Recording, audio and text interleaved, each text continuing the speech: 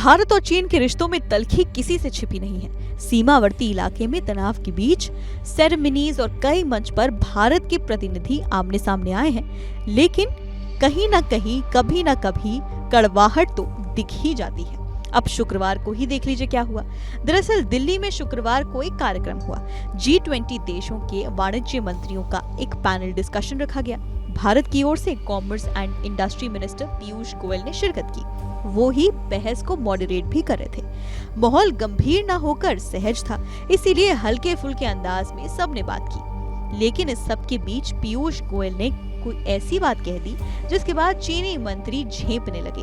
हुआ ये कि केंद्रीय मंत्री ने पूछ लिया कि आखिर चीन इतना सस्ता माल कैसे सप्लाई करता है। गोयल ने शुवेन से सीधा पूछा कि सारे मंत्री ये राज जानना चाहते हैं कि आप रॉ मटेरियल्स की लागत से कम पर भी कैसे एक्सपोर्ट कर लेते हैं। वोंग ये सवाल सुनने के बाद झेंपने लगे। पहले तो वो अनकंफर्टेबल दिखे और सोचा कि वो जवाब ना दे, लेकिन जब सारे ही नेता वोंग की तरफ देखने लगे तो वो हंसते हुए पीयूष गोयल को ही बधाई देने लगे और कह दिया कि आप तो बड़े सफल ट्रेड मिनिस्टर हैं, आपको क्या बताएं। How you can supply goods at less than the raw material cost? Minister Goyal,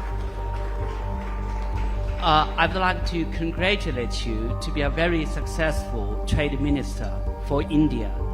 Because even though you are not able to balance your trade with each and every of your trading partner, you have been very successful in maintaining a global trade balance overall for the country.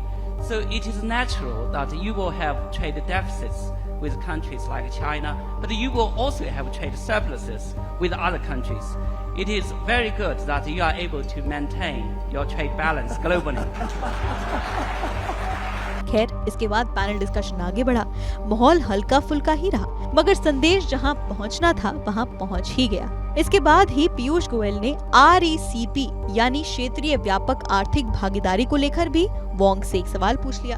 Piyush Goyal ने पूछा कि चीन इस फैसले को कैसे देखता है कि भारत RCEP का भागीदार नहीं बनना चाहता। इस प्रश्न पर भी पहले तो वोंग काफी अनकंफर्टेबल दिखे, लेकिन उसके बाद उन्होंने माइक लिया और कहा, भारत और चीन के बीच व्यापार संबंध बहुत तेजी से बढ़ रहे हैं। पिछले साल द्विपक्षीय व्यापार $130 बिलियन तक पहुंच गया था। यदि कोई FTA है, चाहे वो द्विपक्षीय हो या RCEP के संदर्भ में हो, तो हमारे लोगों के लाभ के लिए व्यापार की संभावनाओं को और अधिक बढ़ाया जाएगा। RCEP में शामिल होने का निर्णय आपका है, लेकिन RCEP के दरवाजे हमेशा भारत के लिए खुले रहेंगे। तो देखा आपने कैसे केंद्रीय मंत्री ने सीधा चीनी मंत्री को एक ऐसा क्वेश्चन पूछा जो वो अब तक अवॉइड करते आए थे।